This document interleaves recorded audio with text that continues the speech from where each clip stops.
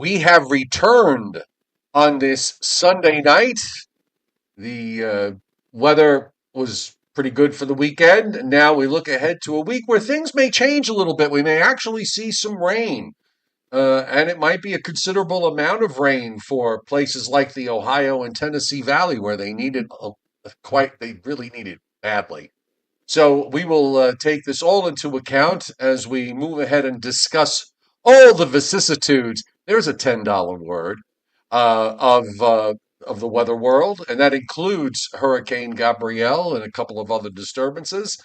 Right now on the Joe and Joe Weather Show podcast.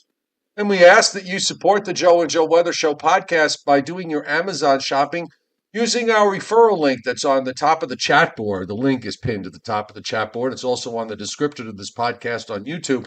It doesn't cost you a dime out of your own pocket. You just go on Amazon like you usually do via this link, and then Amazon throws us back a little bit of coin for sending you there. And that means that the live stream can be commercial free. So thank you for those of you who have supported the Joe and Joe Weather Show podcast by shopping on Amazon. And if you need a weather station, and look no further than to the Tempest weather station, Tempest by WeatherFlow. Get the revolutionary Tempest weather system. Join the fastest growing observing weather network on the planet. The link for this is on the description to this podcast on YouTube. And for the last day, because I'm going to change it tomorrow, use that coupon code, Joe Rayo. Oh, you mean summer 2025? Yes, and it comes to an end today, and so does the coupon code. So use that coupon code for one more day. If you do, you'll get 10% off. One thing I observed today, and I don't know why I noticed it more than I have on other days, but now that we're moving, we're getting pretty deep into the month of September. Weather-wise, autumn started back at the last week of August, but now we've got the astronomical arrival of autumn. You certainly, unless you haven't been paying attention, not you, Joe, personally, but everybody else, the quality of light, the sunlight, is so much dimmer now than it was just maybe a few weeks ago. And I know the reason why, but it really hit me today, especially because we have a lot of leaves here that have already fallen down. It definitely smells like fall and looks like fall. It will not feel that way later than the week, however. Ironically, once we now officially move into the astronomical version of fall, it's going to turn more humid beginning on Tuesday. In fact, from Tuesday right on through into much of the upcoming weekend, the first weekend of fall, it will be humid with dew point temperatures in the 60s, Joe, and also warmer or at least milder temperatures coming our way as well. And as you mentioned, it looks like we're finally going to get into some wet weather here. Tuesday, there's a chance for some developing showers and maybe even a thunder shower, which may linger into the early part of Wednesday, and then maybe another round of showery weather coming our way later in the week, say later on Thursday, on into Friday as well. The dew points coming up, I actually think, is a good thing because we've been basically shut off from moisture in all directions. I mean, it's just been so bone dry. It's for weeks now. Not every single day, but for the most part, it has. And so at least there is a change that we are going to get to see some rainfall. And there are areas to our west and to our south that have been very dry, a bit uneven, but it is there. And this looks like it's going to encompass a good chunk of the eastern half of the United States. Right, and I wrote something for space.com. As I said in this column, old habits die very hard. A lot of people are going to say that when we get to the autumnal equinox tomorrow, that there's going to be 12 hours of day and 12 hours of night all around the world. That is not necessarily true because our atmosphere lifts the sun up above the horizon a degree or so. It allows for the day to actually be longer than 12 hours tomorrow. If you look at your almanac listings in your newspaper where they have the sunrise sunset times, you'll notice that tomorrow, instead of being exactly 12 hours in duration, daytime is still a bit longer than that by 12 hours and 7 minutes, 12 hours and 8 minutes. Again, it's due to the atmosphere, the refraction of sunlight, again, lifting the sun up above the horizon when it's still actually below the horizon. And when the sun actually sets below the horizon, it still remains visible to us for a few minutes because the atmosphere acts like a lens and lifts the sun's image up above the horizon at sunset. So that's an interesting thing. Also, people think that if you were at the North Pole, that it immediately is going to go dark after the first day of fall begins. But that's not true because we have an atmosphere that causes twilight. And twilight is going to cause the skies to appear quite bright for a number of weeks after the autumnal equinox. In fact, it doesn't become fully dark up in the North Polar regions until about the middle part of November. Yeah. And then it actually begins to lighten up because of the advance of twilight in advance of the vernal equinox in mid or late January. So it's dark, yes, it's dark for a long time, but not for 6 months. It's going to be dark, fully dark, for only about 11 weeks. So some interesting stuff concerning the occurrence of the equinox tomorrow. Reuben Fairchild, Joe, would like to know what the star or planet that was next to the moon the other morning. That was Venus. Venus was right next to the thin crescent moon on Friday morning, and if you had a sharp eye, you may have also have seen another star, although it was only a fraction as bright as Venus, and that was the star Regulus in Leo the Lion. All three were lined up in a very tight little space in the sky. Very, very nice. I did not see it. You know why I didn't see it? Because I didn't wake up in time to see it. But also, if I wanted to see it, Joe, this is the one thing about where I live. I'm surrounded all over and around by tall trees. If I wanted to see that event on Friday morning, I would have had to get in my car and travel 3 miles to the elementary school, which is up on a high hill overlooking the eastern sky. But, I just, when in my younger days, I would have been in the car, boom, and would have been right out there. But now it's like, Well, it's the same here. I mean, I'm surrounded by woods. I'm surrounded by, mountains all around me. So I can't really see. I can't see a sunrise. I can't see a moonrise. I'd have to drive. Actually, I have to drive 20 miles to get a really good view. That's not quite true. But if I wanted to get a clear view from an elevated area, like of the whole, 360-degree view, I'd have to drive about 20 miles in order to get that. Aye. Yeah. And I'm not, and you're right. I'm not doing that. It's a little more than my 3-mile trip. Yes, exactly. Welcome tonight to everybody on the chat board and those of you who are watching us in the background. We welcome you too with open arms and open hearts here on the Joe and Joe Weather Show podcast. We're here Sunday through Thursday at 7:35 p.m. No changes in schedule at this time for this coming week. Fridays and Saturdays are off days unless we have, big storm coming our way. And right now that does not seem to be the case. So we're good with the schedule this week. Subscribe to my YouTube channel. Turn your notifications on so you don't miss us. And of course, if you like the show, by all means, hit the like button. And those of you who listen to us on Spotify, I'm figured out a way to get the show up on Spotify sooner so you can hear it or watch it right after our show is done, usually within about 5 minutes or so worth. So I think that's a big plus. Okay, let's look at what's going on, and at least for the moment, things are still where we left them last Thursday when they were pretty quiet, and they are fairly quiet right now as far as adverse weather is concerned. There's a handful of counties in north central Texas and south central Oklahoma that have a severe thunderstorm watch at the moment.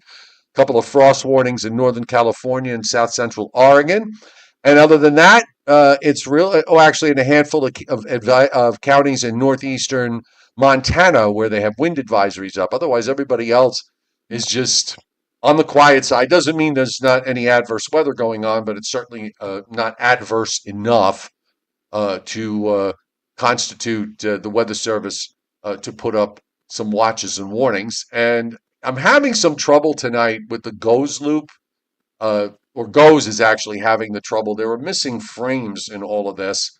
That's why you see the white come up. But in the meantime, while it's on a still frame here at the moment, on the far right, you can see Hurricane Gabrielle, and that is going to soon make a sharp right turn and go out to the northeast. We have some patchy clouds in Pennsylvania and into Maryland and eastern Virginia, and also some patchy cloudiness has moved into parts of Long Island and southern New England. Overall, though, it's quiet in the northeast, and it's also quiet from the Carolinas down into Georgia. I'm going to see if I can just stop this loop because I can't bear the flashing. Hold on. Let's see if Well, I if you can. want, I can bring up the infrared northeast, showing the area around New England and New York State. Well, I got the. Yeah, go ahead, do that because the loop is just with the missing frames in here. It just makes it problematic to move. And the last picture, the last still frame is really back from about a few hours ago. So if you could do that, that would be most Just helpful. you have to give me sharing capabilities, Yes, number I will do one. that. I will do that momentarily. Um, so you're set to go. So go ahead. So why don't you do the satellite loops tonight?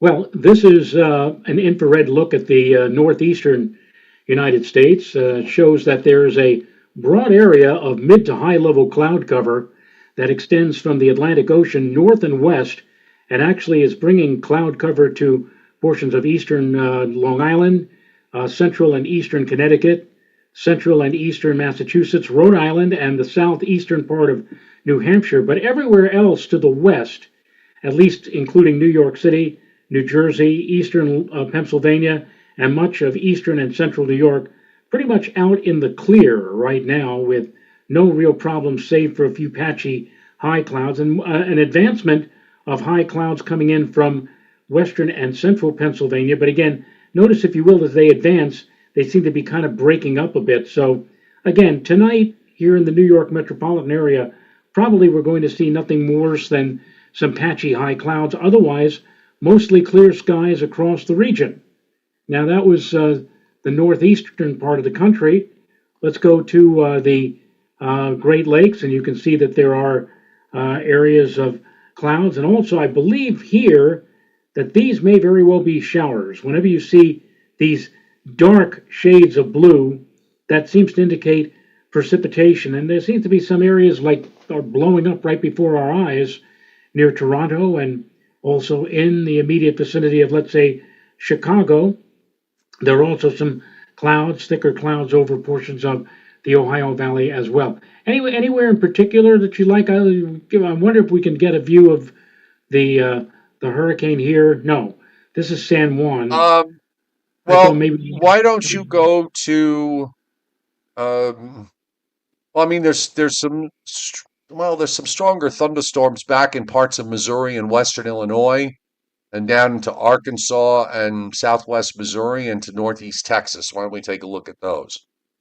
Well, this again, these are not radar echoes. These are the higher cloud tops that are picked up on the GOES 16. Actually, this is GOES 19, and they're showing again, as Joe just mentioned, some activity over portions of Arkansas and also Missouri, and perhaps even into western sections of Tennessee and northern sections of Mississippi.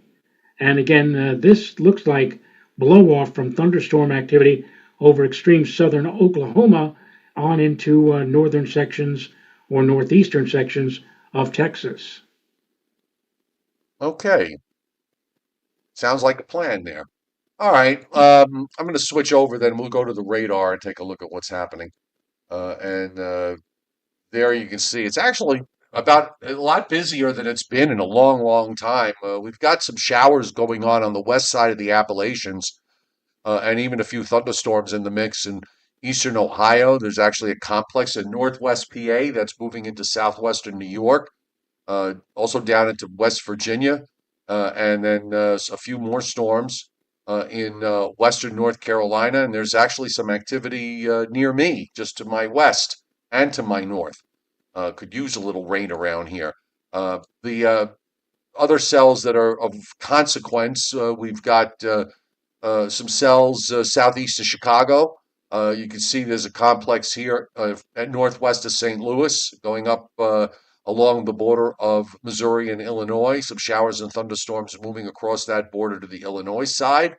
In southwest Missouri into northeast Arkansas and northwest Arkansas and northeastern Oklahoma. We have some showers and storms. A couple of severe thunderstorm warnings, as well as a flash flood warning box has popped up.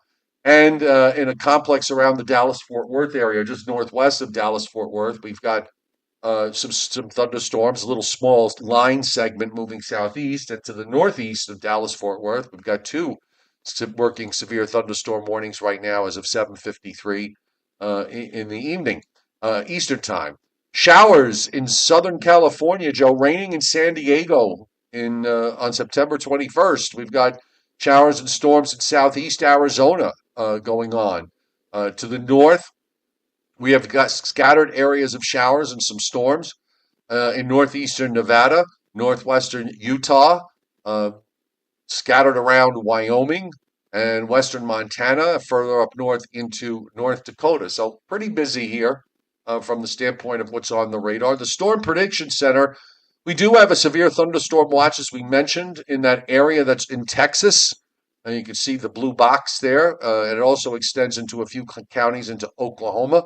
Marginal risk for isolated severe thunderstorms goes northeast from there through Missouri and Illinois and up through Indiana, Ohio, southern Michigan, and into Kentucky. Also a small area of marginal risk being indicated in southern Minnesota. Now for tomorrow, SPC's got a marginal risk.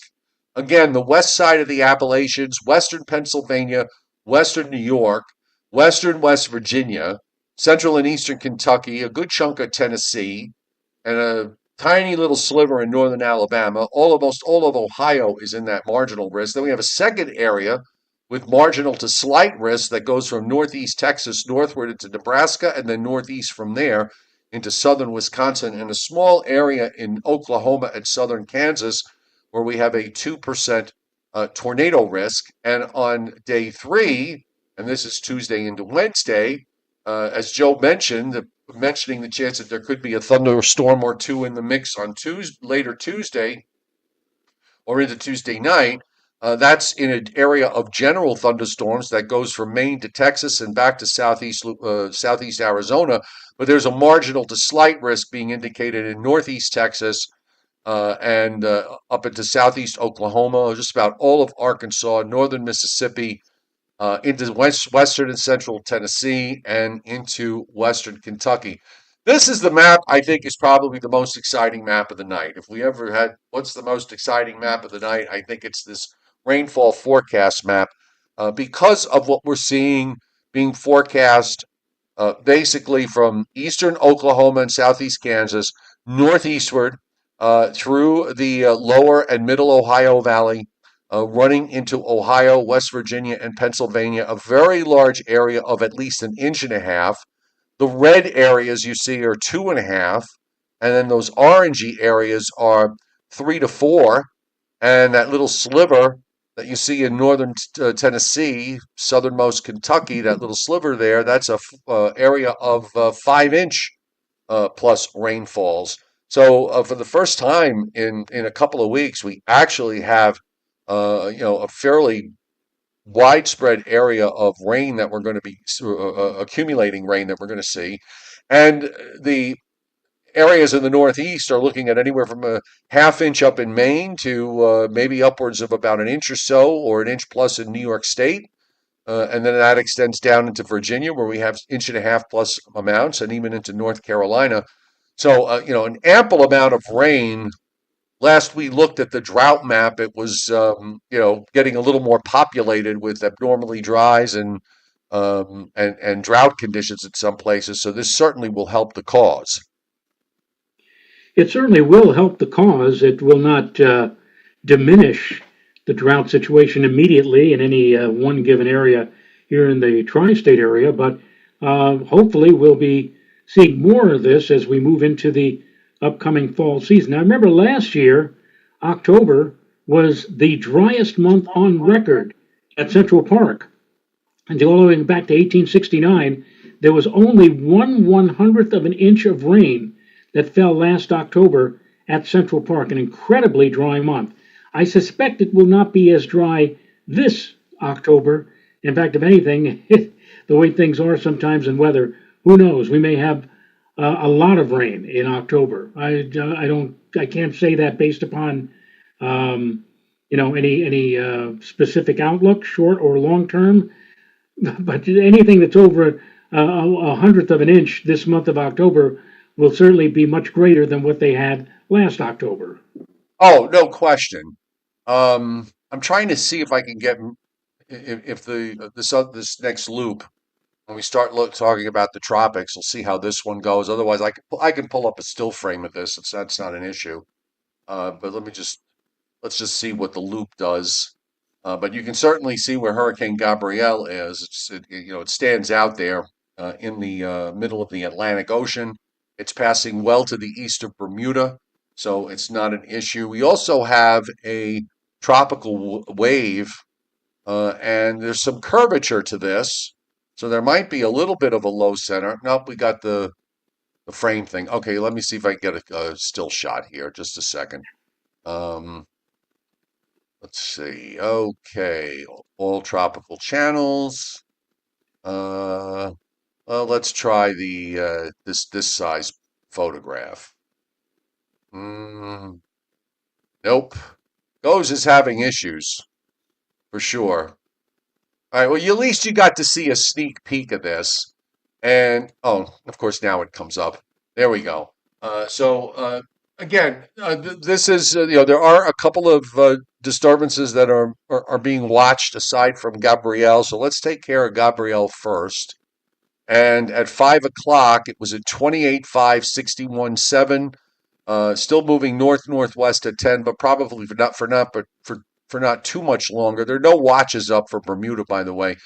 They are forecasting this to briefly become a major hurricane sometime between 2 p.m. Monday and 2 a.m. Tuesday, and then starts to weaken it a bit as they turns east and moves east or east-northeast, and the forecast track takes it very close to the Azores sometime late Thursday night into early Friday, as it rolls away into the open waters of the Atlantic. Now, as far as those, as I said, that we have two other disturbances to take a look at. The Hurricane Center highlighting the one I just showed you with the curvature, and on the 8 p.m. Outlook, they are now raising the probability of development over the next 7 days to 60%. And then they go on to say, although dry air should prevent any significant development over the next day or two, environmental conditions should gradually become more favorable for development by the middle to latter part of this week, and a depression could form while the system moves west-northwest to northwest.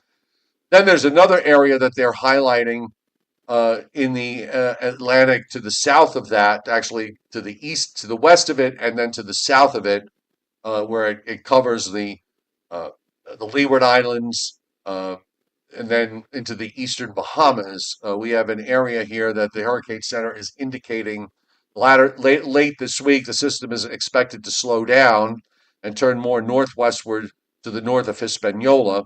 And they're saying a 30% chance that this could form. And I mention this too because as anyone who's looked at the GFS today, or for that matter, for the last 2 days, has noticed that it's trying to bring something up next weekend up the eastern seaboard. On the far right, this is tomorrow morning, you can just sort of see the edge of Gabrielle. So that goes out.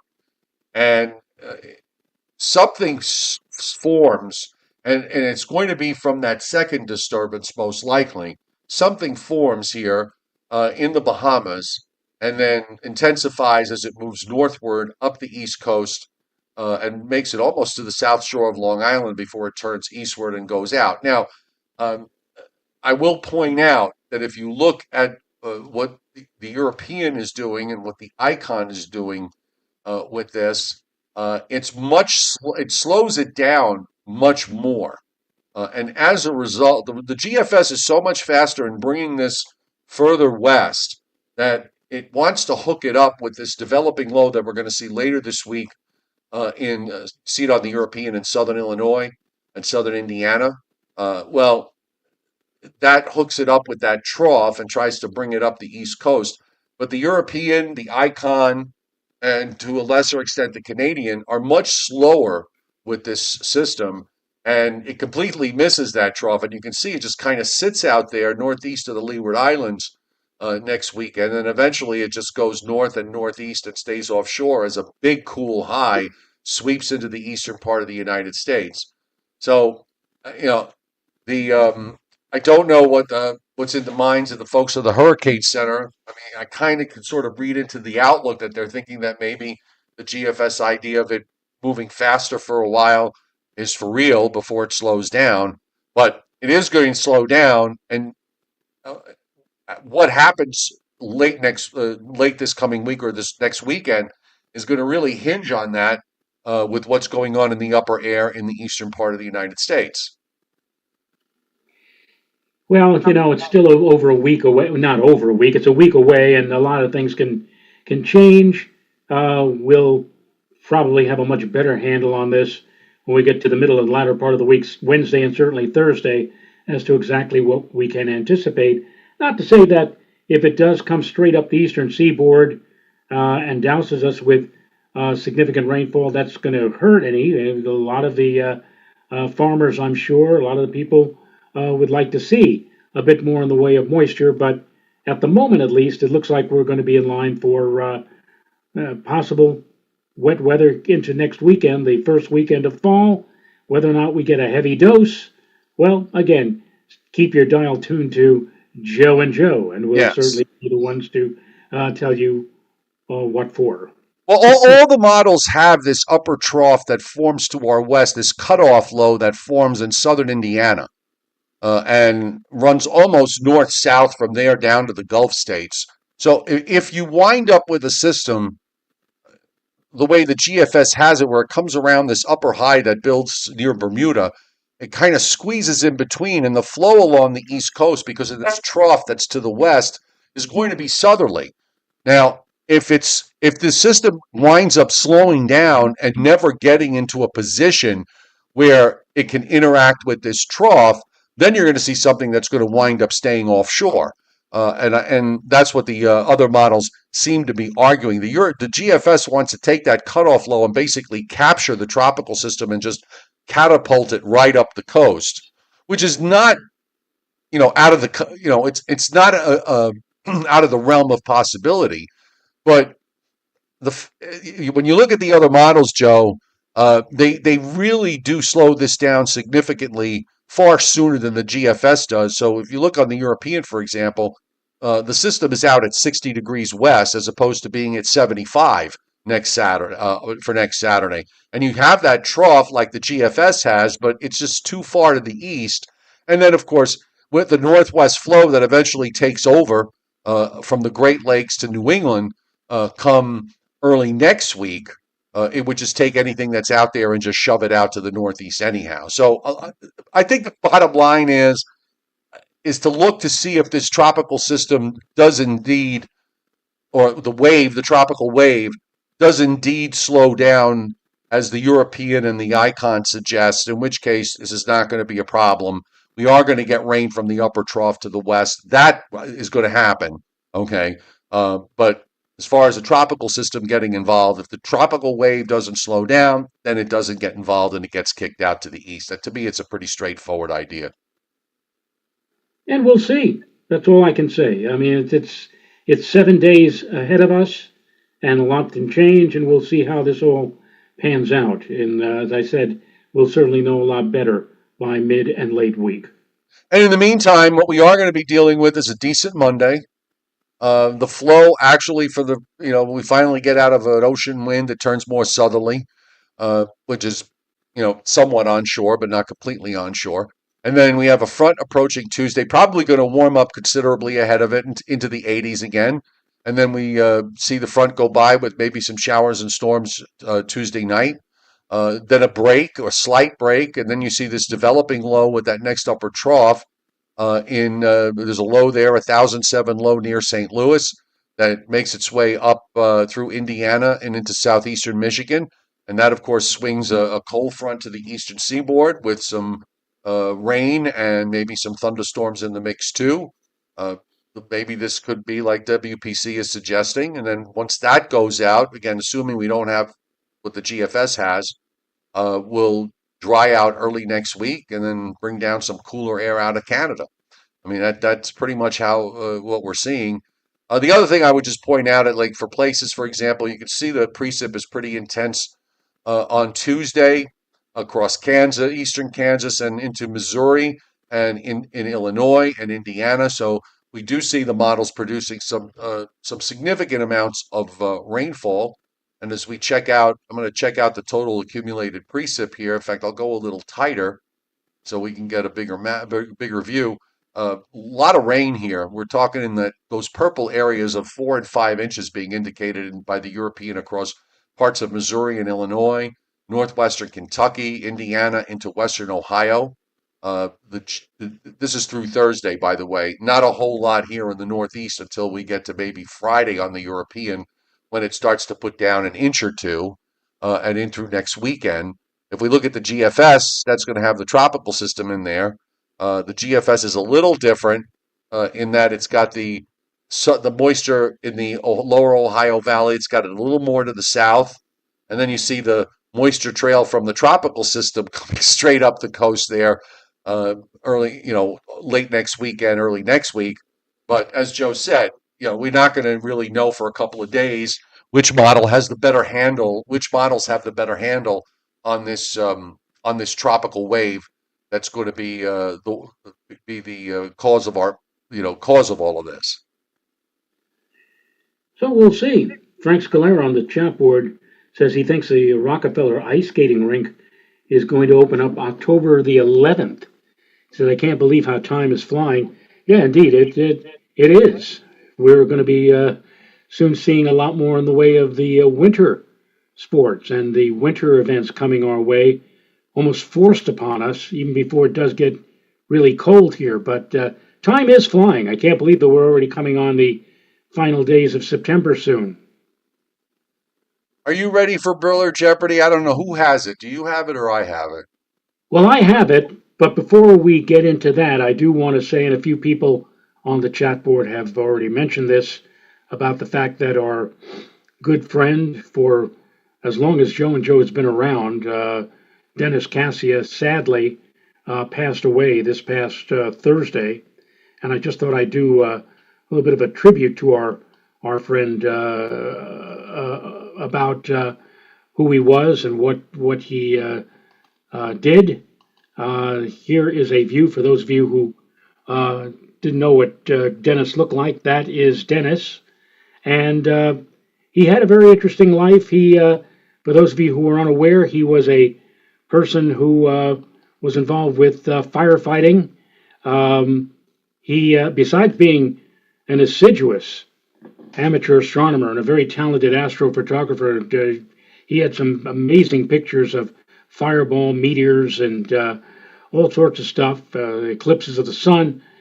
He was a beloved fixture in the Monroe Volunteer Fire Department. That's Monroe, Connecticut, for 40 years, where he served in several different officer roles, including most recently as their chief's aide. He began an impressive firefighting career 50 years ago as a volunteer in Pleasantville, New York, here in the Hudson Valley, before becoming a career firefighter in Stratford, Connecticut, where he retired at the rank of assistant chief as a shift commander. Dennis had a passion for education and continuous learning, first as a chemistry teacher, which positioned him well to serve as an instructor for the State of Connecticut Fire Academy for over 35 years, and there he imparted his extensive knowledge to help develop thousands of firefighters and officers over the years. He received numerous awards and citations from the Stratford and Monroe Fire Departments and the Fairfield County Chiefs Association, culminating 2 years ago in his prestigious induction into the Connecticut State Firefighters Hall of Fame. And along with all of this, I have a very humorous, funny anecdote about Dennis here. And it's a lighthearted story. And it involved the fact that, as we just mentioned, at one time in his career, Dennis taught chemistry in high school. And he really cared about his students, and one of whom was not doing very well in class. And he told this particular student, whose name was Eleanor, that he wanted to talk to one or both of her parents concerning her poor grades. And that's when Eleanor looked straight into Dennis's eyes and said, "Do you know who my father is?" And Dennis said, "No, he didn't." And she said, "He's Captain Lou Albano, the pro wrestler and pro wrestling manager." Now, as Dennis later told me, I wasn't completely intimidated, but I certainly knew who I would have been. It would have been like, okay, you're getting an A next. Well, Lou Albano, for those of you who are not into WWF or WWE, as it's now called, wrestling, used to appear with an elongated beard. He had rubber band facial piercings. He actually had rubber bands sticking out of his face. He wore loud outfits. He was brash. He was bombastic. Dennis, in relating this story, said, "I saw him many times on TV. He gave the image of a wild man." Now, Dennis said, "I wasn't 100% sure if this was going to be the guy who was going to come into my classroom or whether it was all just an act. But as it turns out, when Captain Lou sat down to chat with Dennis, it was somebody totally different from his WWE persona. In fact, he couldn't have been nicer," said Dennis. "We chatted for about 20 minutes about his daughter, and he said that he was going to do his level best to make Eleanor understand how important it was to pass chemistry. He was nothing like the guy that you saw on TV." And after they spoke, Dennis asked a favor. Could he possibly take a picture with Captain Lou Albano? Oh, look at that. And Lou Albano said graciously, "Sure, I'll agree to do that." And they did. As you can see on the screen, there is Dennis standing next to Captain Lou. A postscript to the story. For those of you who remember Lou Albano, "I'm going to kill you! I'm going to get you, blood! Blood!" Well, it was all just an act. Eleanor passed Dennis's class. She eventually became a music teacher for preschool students. In fact, all 4 of Lou Albano's kids became teachers. And Albano himself married his high school sweetheart, and that marriage lasted for 56 years until he passed away in 2009. But in any case, there you see Dennis with Captain Lou, and Dennis, they will have a special ceremony for Dennis this coming Sunday in Monroe, Connecticut, to honor him. I'm sure that a lot of the fire departments all over Connecticut are going to be there. If you're interested, if perhaps you are in the vicinity and might want to come and honor Dennis yourself, final farewell, let me know on Facebook. Send me a message on Messenger, and I'll be very happy to give you all the details about that. So, Dennis, you were great. We thank you very much for having been a part of Joe and Joe for all of these many years, and you will be certainly missed. That's no question about that. All right. Go ahead. Briller Jeopardy coming up now, and I'll get to that as soon as I can find. All right, Brandon Doherty hit the tip jar. Thank you, Brandon, for hitting Super Chat tonight. Most appreciated. All right, let me just see if I can get to Briller Jeopardy. It's been a while. This was sent to me back on Wednesday by the chairman. So let me just find it here. Come on, let's go. Here we go. So this is sent actually to me on Tuesday at 8:57 p.m., and we're only doing it now. On Briller Jeopardy, we continue with the earliest measurable snowfall for these 5 cities, plus a bonus city. So the earliest measurable snowfall in Baltimore. Hmm. I'll say, wait a minute. We were talking about this the other day, and I don't remember the date of it now, where it was pretty early and Baltimore got snow, and you mentioned about Baltimore getting snow on this early date. Right, and in fact, it came during the World Series in Yeah, 1979. but I can't remember what you meant, what date you mentioned. If it was a Well, World Series, it would probably be, around October 9th or 10th. So I'll say October 10th. and there it is, October 10th. It was October 10th? Yes, it was. Oh, Let me I ring get the a bell. bell I'll ring. ring the bell for you. There Hey, it is. honestly, Joe, that was a guess. I know we talked about this last week, but I did not remember what the date was, so I just took a guess. So there you are. Congratulations. How about Atlanta? First measurable or earliest Hmm. measurable snowfall in Atlanta. Uh, I want to say, maybe an early November date for them. So I'll say November 9th. Very, very close. Really? Very close. Yes. Really? Um, I will give you CWTR Shark says November 11th, and there you go. November 11th, which is also Veterans Day. Veterans Day. November 11th, first measurable or earliest measurable snowfall in Atlanta, Georgia. Now we come to a couple of places out west. Fargo, North Dakota. Fargo, North Dakota. Oh, I mean, I guess that could be a late September um, date or an early October date. So I'll just say October 1st. You were right by saying late September, and maybe you should have Okay. stuck with that. Michael McGuire says September 30th. Not John, quite. That's too late, actually. that's too late.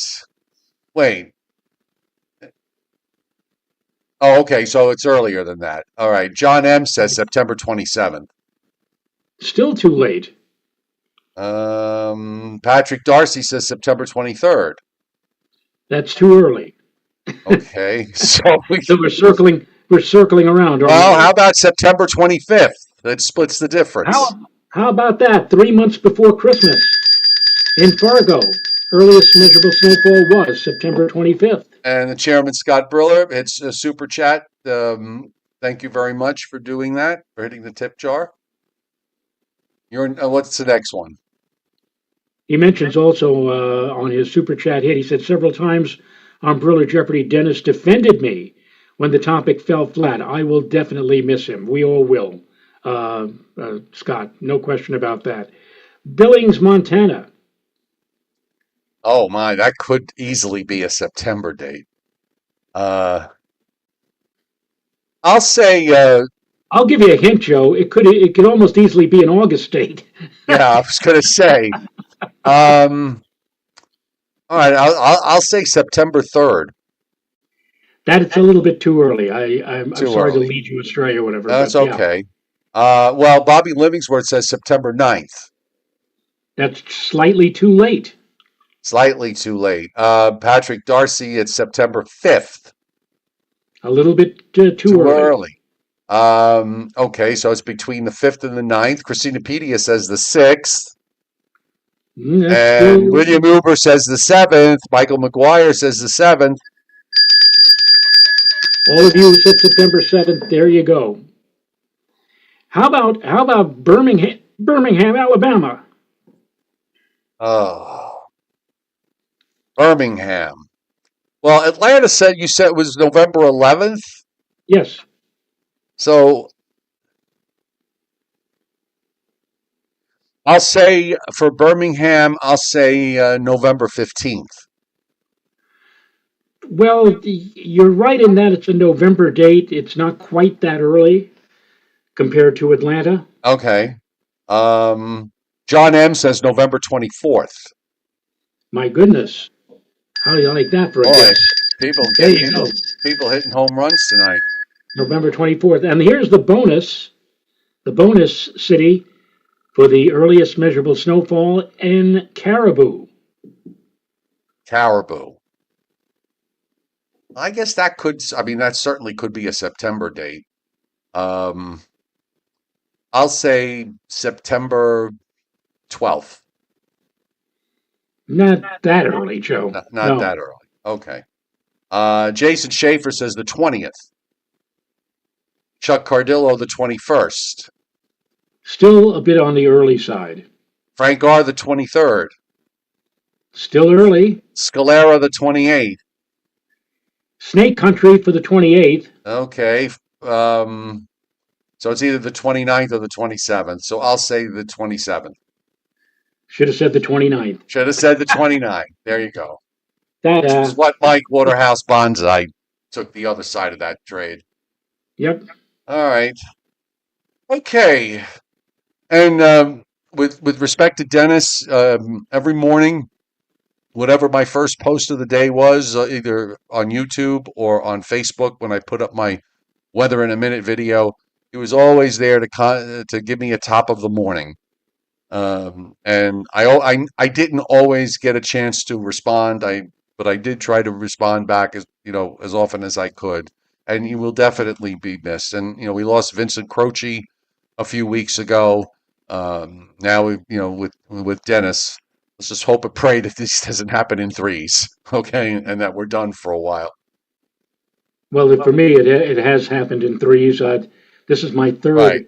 astro buddy, so to speak. I lost my longtime friend, Glenn Schneider, in February.